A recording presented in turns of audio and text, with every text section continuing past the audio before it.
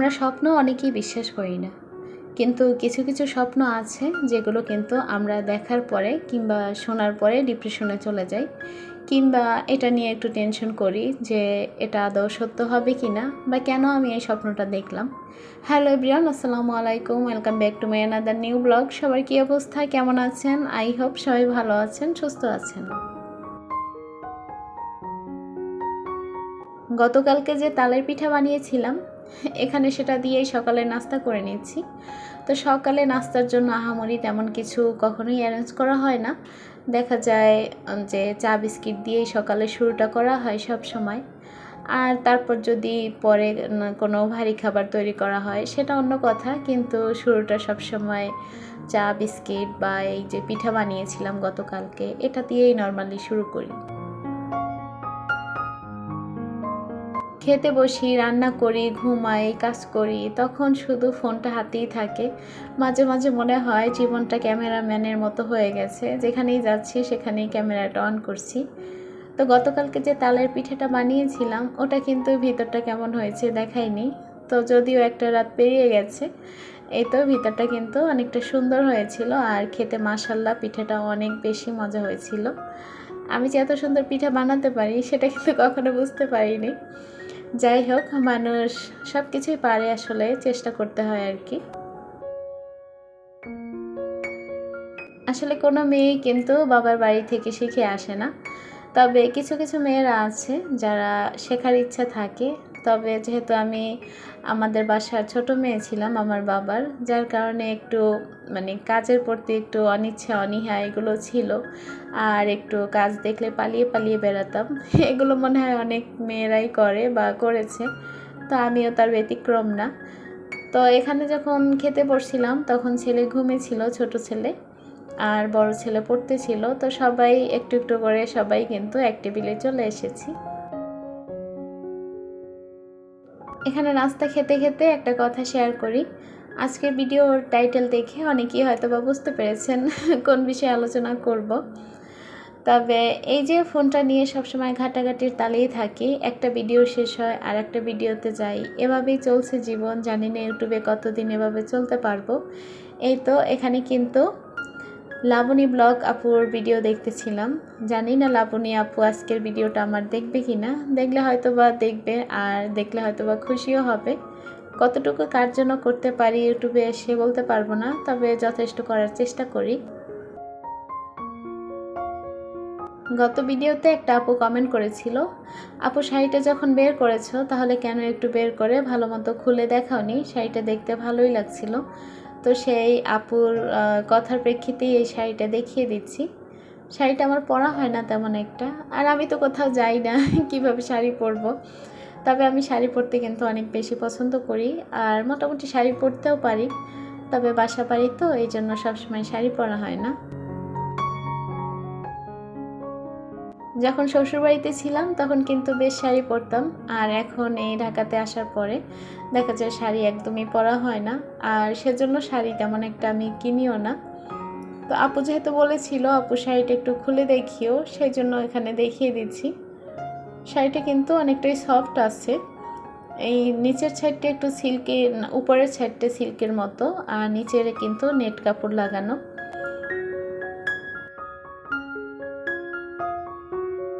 যাই হোক, এখানে শাড়িটা দেখাতে দেখাতে সেই কথা বলি আপনাদের সাথে। যখন আজকে সকালে নাস্তা করতে বসছিলাম তখন তাইফের বাবা আমাকে বলে যে আচ্ছা, আমি একটা স্বপ্ন দেখেছি, স্বপ্নটা আদৌ সত্যি হয় কি না, বা স্বপ্ন দেখলে যে সত্যি হবে সেটা ঠিক কি না সেটা আমি জানি না, তবে স্বপ্নটা ভালো দেখিনি। তো আমি বলছিলাম আচ্ছা সমস্যা নেই, স্বপ্ন দেখেছো ওখানেই থাক, আর কিছু একটা দান খয়রাত দিয়ে দিও, খারাপ স্বপ্ন দেখলে কখনো নাকি এটা বলতে হয় না।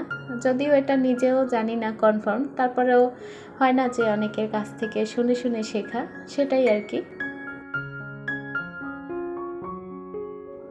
তো তখন বলে যে না, আমি যদি কথাটা না বলি তাহলে হয়তো বা আমি মানসিকভাবে শান্তি পাবো না, আর আমার মনের মধ্যে একটা খুঁতখুঁতানি থেকে যাবে। তো পরে বেচারা আর কি বলেই দিল যে সে বলতেছে যে আমি স্বপ্নে দেখেছি তুমি মারা গেছো। তো পরে কথাটা শোনার পরে আমার একটু খারাপ লাগছিল। তো পরবর্তীতে আমি হাসি দিয়ে উড়িয়ে দিই যে আরে এগুলো আসলে মানুষ অনেক কিছু ভাবে, বা হয়তোবা অনেক স্বপ্ন আছে না, যে আল্লাহর পক্ষ থেকে কিছু স্বপ্ন আমাদেরকে দেখান, আবার কিছু স্বপ্ন আছে শয়তানের পক্ষ থেকে আসে। তো কোনটা কখন কার পক্ষ থেকে সেটা ঠিক তো আমরা বলতে পারবো না। তো এই জন্য দাইফের বাবাকে বলছি যে আরে এগুলো নিয়ে টেনশন করো না, হায়াত মৌত এগুলো সব কিছুই আল্লাহর হাতে। তো পরে আমি বললাম যে ঘুম থেকে উঠলাম আর তুমি এমন একটা কথা বললা যে আসলে টেনশন করি না, তারপরেও যেহেতু আমার দুটো ছেলে আছে তো একদম উড়িয়েও দিতে পারি না কথাটা। আবার অনেকে বলে যে যদি কেউ মারা যায় এটা স্বপ্নে দেখলে নাকি তার হায়াত আরও বেশি বেড়ে যায়।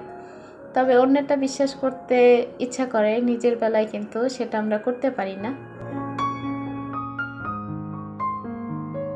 তো এখানে শাড়িটা দেখাচ্ছিলাম, ভাবছি এই ফাঁকে একটু শাড়িটাও পরে নিই আর সেই সাথে আপুদেরকেও দেখিয়ে দিই। তো শাড়িটা আমার যে কাপড় চোপড় ছিল যেটা পরনে ওটার উপরেই কিন্তু পরে নিচ্ছি। জানি না কতটুকু পরে দেখাতে পারবো, তারপরেও চেষ্টা করছি। তবে একটা সময় শাড়ি আমি অনেক পছন্দ করেই কিন্তু পরতাম, আর এখন পরা হয় না। তবে যদি কোথাও ঘুরতে বেড়াতে যাওয়া হয় তখন পরা হয়। আর বাইরে যেহেতু বোরকা ইউজ করি এই জন্য দেখা যায় সাজসজ্জা তেমন একটা করা হয় না। আমি যখন এই ভিডিও করছিলাম আমার বড় ছেলেটা কিন্তু ক্যামেরার ওই পাশে ছিল। তো পরে বলছিল যে আম্মু তোমাকে কিন্তু সুন্দর লাগছে শাড়িটা পরে, তুমি শাড়ি কেন পরো না? তো পরে বলি যে বাবা আমি যদি শাড়ি পরে সেজে গুজে পাটরানির মতো ঘরে বসে থাকি তাহলে তোমাদের পিছনে যে গাদার মতন খাটুনি এটা কে খাটবে বাবা? তো পরে বলে কেন, কাজের খালা তো আছেই, ওরা কাজের খালাকে আপু ডাকে, তো আপু তো আছেই সে তো করবে। তারপরেও বললাম যে বাবা শাড়ি পরে আসলে এত ঝাড় নিয়ে দৌড়ঝাঁপ বাচ্চাদের নিয়ে এটা করা সম্ভব না। ঠিক আছে আচ্ছা মাঝে মাঝে আমি শাড়ি পরবো, কিন্তু এই ধরনের শাড়ি তো আর বাসায় পরা যায় না, তারপরেও দেখি মাঝে মাঝে পরার চেষ্টা করব। আপনারা অনেকেই জানেন যে আমার দুইও ছেলে ঢাকাতেই হয়েছে। তো বড় ছেলেটা হবার পর থেকেই আসলে হয় না যে রিল্যাক্স মুডে আর থাকা হয় না, ওদেরকে নিয়েই আসলে ওদের পিছনে টাইম দিতে হয়। তো ওই সব কিছু মিলিয়ে না আসলে আর শাড়িটা পরা হয় না তেমন। তো ভাবছি যে যেহেতু ছেলের পছন্দ বা ছেলে পছন্দ করে, আর কিছু শাড়ি আছে ওগুলো দেখা যায় পরা যায় না, তো ওগুলো থাকতে থাকতে এক সময় দেখা যাবে যে ওর রং টং উঠে যাবে। তো এই তো শাড়িটা কিন্তু কথা বলতে বলতে পরেই ফেলেছি। কেমন হয়েছে অবশ্যই কিন্তু কমেন্ট করে জানাবেন। আমি ওদিকে রান্না করছিলাম, এদিকে দেখি যে এই ছোট সাহেবের কোনো খবর, কোনো সাউন্ড, কোনো কিছুই পাচ্ছি না। তো পরে এসে দেখলাম যে সে এই রুমে টেবিলের উপর থেকে কোরআন শরীফ নামিয়ে একা একা এখানে পড়ার চেষ্টা করছে। তো যদিও ওকে মাদ্রাসায় পড়াবো নিয়ত করা আছে, আপনারা দোয়া করবেন ওর জন্য।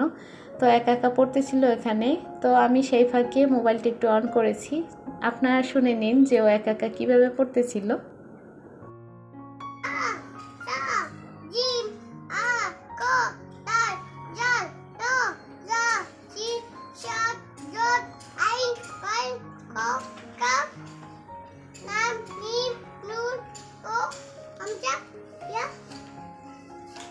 হ্যাঁ মা এখন পড়া শেষ। আচ্ছা পড়া শেষ, এখন এখন অফ করে রাখো, সুন্দর করে গুছিয়ে রাখো। আপনারা সবাই ওর জন্য দোয়া করবেন, যে নিয়ত করেছি ওর জন্য ওকে মাদ্রাসায় পড়াবো, জানি না কত দূর কি আসলে চলতে পারবো ওকে নিয়ে। তবে দোয়া করবেন যেন মনের ইচ্ছেটা পূরণ করতে পারি। তো ওখানে হচ্ছে ছেলেকে মোটামুটি একটু দুই ভাইকে খেলতে দিয়ে তারপর চলে এসেছি সোজা রান্নাঘরে। তো আজকে ডিটেলসে কোনো রান্নাই শেয়ার করিনি, কারণ এই সব রান্নাবান্না এগুলো আপনারা সবাই জানেন আর পারেনও, এই জন্য আর একটু ব্যস্ত ছিলাম, সেই জন্য আসলে ডিটেলসে কোনো কিছু দেখাতে চাইনি। তো এই রান্নাটা আমি ঝটপট করেই রান্না করছিলাম। অনেক সময় দেখা যায় আপনি ঝটপট করে রান্না করবেন আর সেই রান্নাটাই কিন্তু খেতে অনেক মজা লাগে।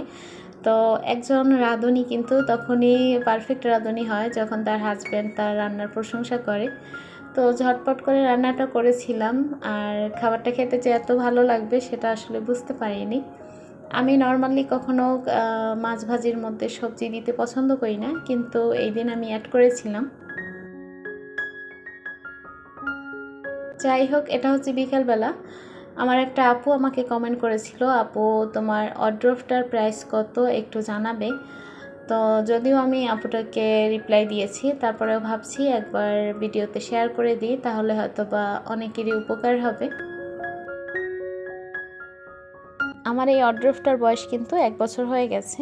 তো আমি যখন এটা প্রথমে বানিয়েছিলাম, বানানোর পরে দেখি যে এটার বার্নিশিং কাজ কোনো কিছুই ভালো হয়নি। তো ওনাদেরকে বলার পরে ওনারা আবারও এটা ফেরত নিয়ে যায়, নিয়ে যাওয়ার পরে আবার নতুন করে বানিয়ে দিয়েছিল। তো আমার এই ওয়ারড্রোবটার প্রাইস নিয়েছিল কিন্তু 33,000। আর এটা সেগুন কাঠের। তো 5 ফিট, আর উচ্চতা হচ্ছে গিয়ে 4 ফিট, আর চওড়ায় হবে 2.5 ফিট। তো আশা করছি আমার আপু আজকের ভিডিও থেকে, অথবা অন্য কোনো আপুরা আজকের ভিডিও থেকে উপকৃত হবেন। অনেকেই আছেন যে ওয়ারড্রোব বানাতে চান কিন্তু প্রাইসটা ঠিকঠাক মতো বলতে পারেন না, বা কীরকম প্রাইস নিয়েছে এটা জানার ইচ্ছে। অনেকেই বলে যে ডাইনিং রুমে ওয়ারড্রোব এটা কেমন দেখায়, এটা মানায় না। এটা আমিও জানি যে ডাইনিং রুমে ওয়ারড্রোব মানায় না, কিন্তু আমার বেডরুম দুটোতে স্পেস কম, যার কারণে আমি এত বড় ওয়ারড্রোব যদি ওখানে রাখতে যাই তাহলে আমার বাচ্চারা খোলামেলাভাবে থাকতে পারে না, বা জায়গাটা অনেক সরু হয়ে যায়। তো যাই হোক, এ তো ছিল আমার আজকের ব্লগ। আপনাদের সবার দীর্ঘায়ু এবং সুস্বাস্থ্য কামনা করে আজকের ব্লগটি এখানেই শেষ করছি। আল্লাহ হাফিজ, আসসালামু আলাইকুম।